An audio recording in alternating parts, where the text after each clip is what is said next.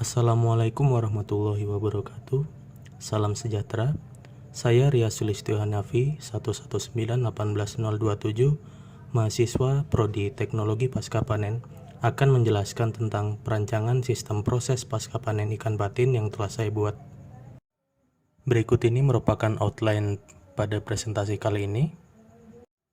Latar belakang.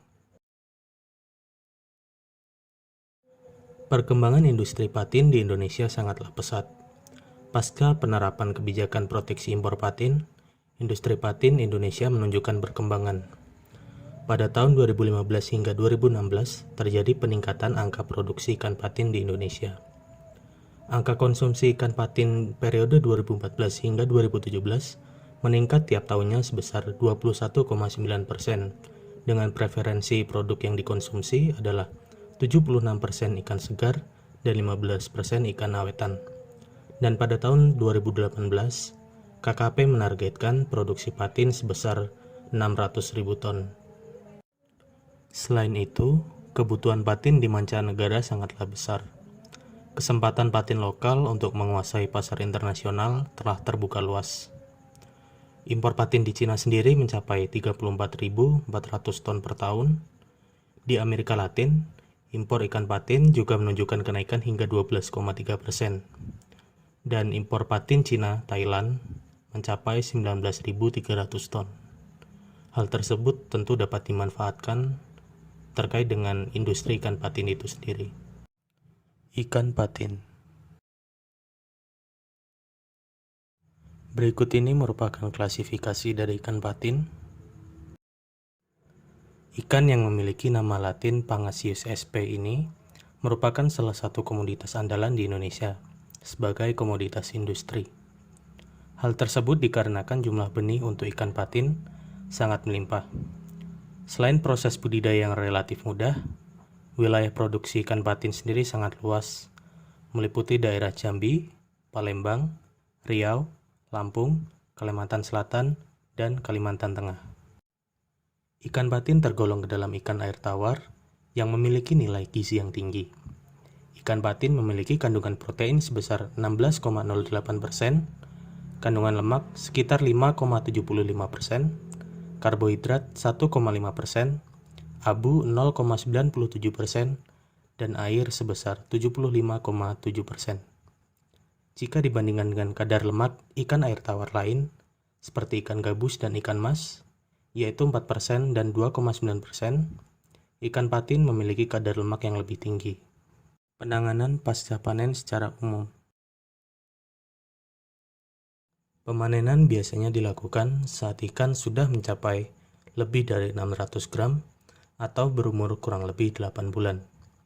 Kemudian, ikan dibersihkan bagian luarnya dari lumpur dan kotoran yang menempel, untuk kemudian dikumpulkan dalam suatu tempat. Ikan kemudian disimpan di dalam box plastik atau styrofoam dengan penambahan es batu. Evaluasi penanganan pasca panen.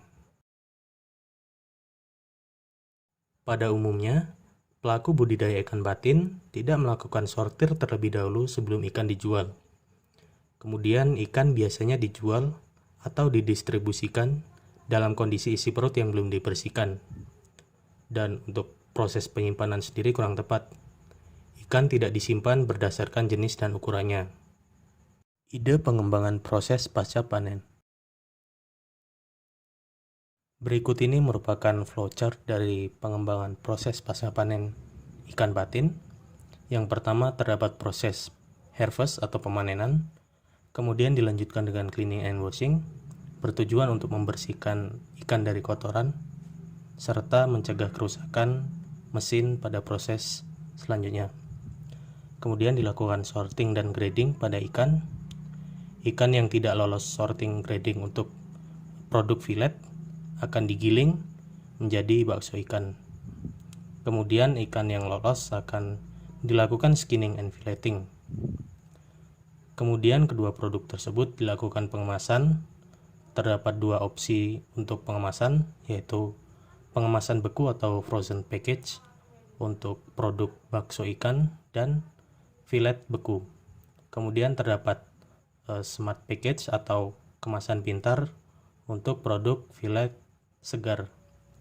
Setelah dilakukan pengemasan, dilakukan storaging atau penyimpanan sebelum kemudian didistribusikan lebih lanjut.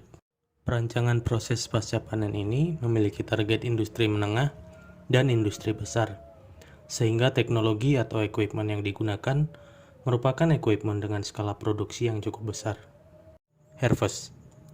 Panen merupakan kegiatan menghimpun atau mengumpulkan bioproduk yang dihasilkan untuk menghasilkan produk yang diinginkan, baik dari segi kuantitas maupun kualitas. Salah satu faktor yang menentukan adalah umur panen. Umur panen ideal pada ikan patin berkisar antara 6 hingga 12 bulan. Bobot ideal untuk ikan patin, terutama yang akan dipergunakan sebagai daging filet, adalah ikan patin yang memiliki bobot lebih dari 600 gram. Sementara itu, untuk proses budidaya hingga pemanenan dapat dilakukan kerjasama dengan perusahaan e-fishery, di mana perusahaan tersebut mempunyai teknologi yang cukup mumpuni dalam budidaya ikan patin. Cleaning and washing. Pembersihan dan pencucian merupakan proses pasca panen yang bertujuan untuk menyingkirkan atau menghilangkan kontaminan yang tidak berbahaya hingga berbahaya.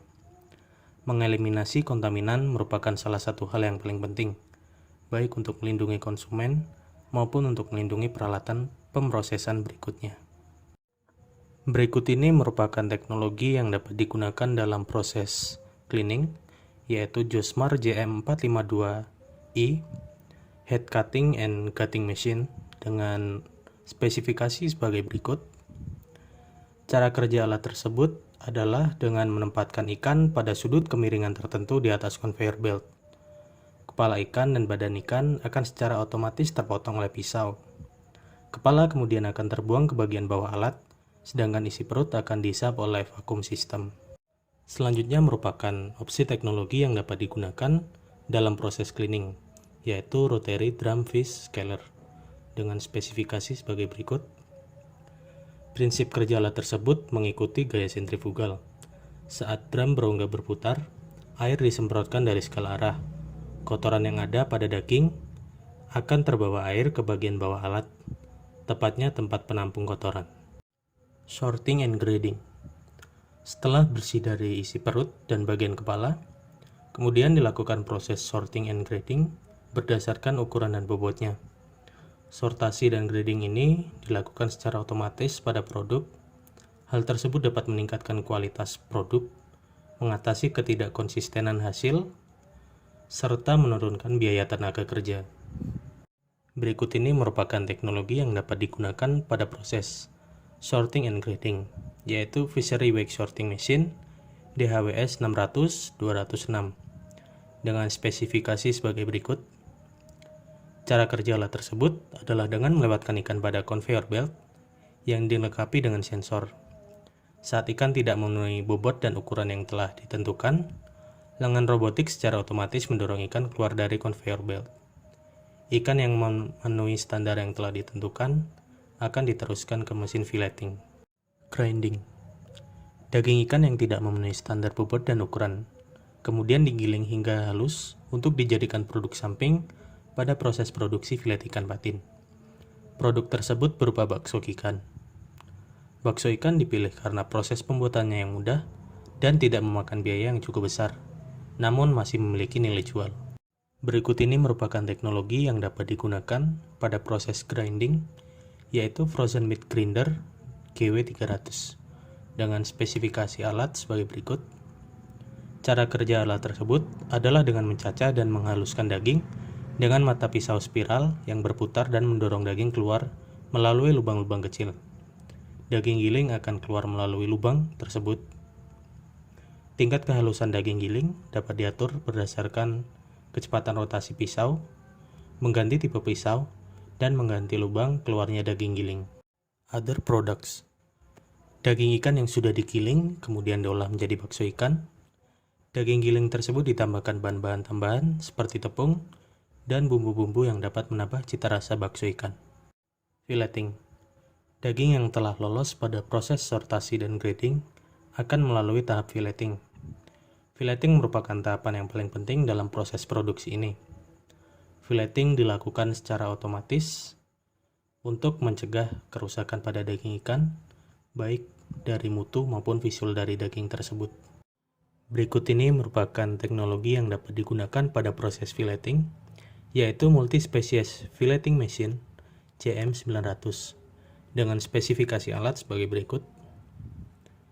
Cara kerja alat tersebut adalah dengan cara menempatkan ikan di atas conveyor belt. Daging ikan kemudian diteruskan pada 2 buah roller yang mengarah pada pisau pemisah.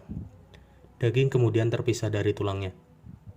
Selama proses pemisahan, air disemprotkan untuk membersihkan darah yang tersisa. Packaging. Baik produk utama maupun produk samping, dilakukan pengemasan terhadap produk tersebut sebagai upaya untuk melindungi dan memperpanjang masa simpan kedua produk tersebut. Frozen package. Pengemasan beku ditujukan untuk produk yang dapat disimpan dalam jangka panjang.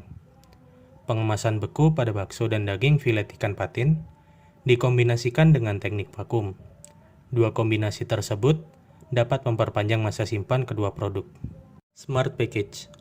Smart packaging ditujukan untuk produk yang dijual dalam keadaan segar, yaitu daging filet ikan patin. Pada kemasan pintar atau smart packaging, terdapat indikator mutu yang sensitif terhadap pH.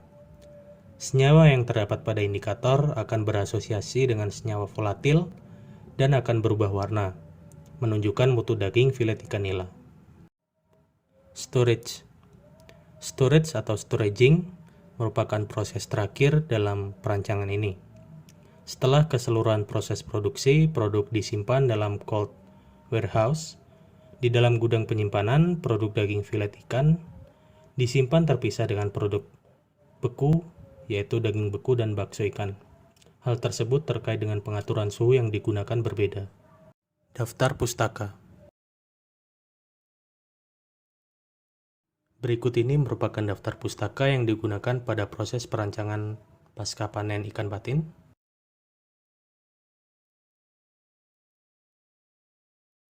Demikianlah perancangan ini saya buat. Perancangan tersebut merupakan ide awal dan kedepannya dapat dikembangkan lagi menjadi lebih advance.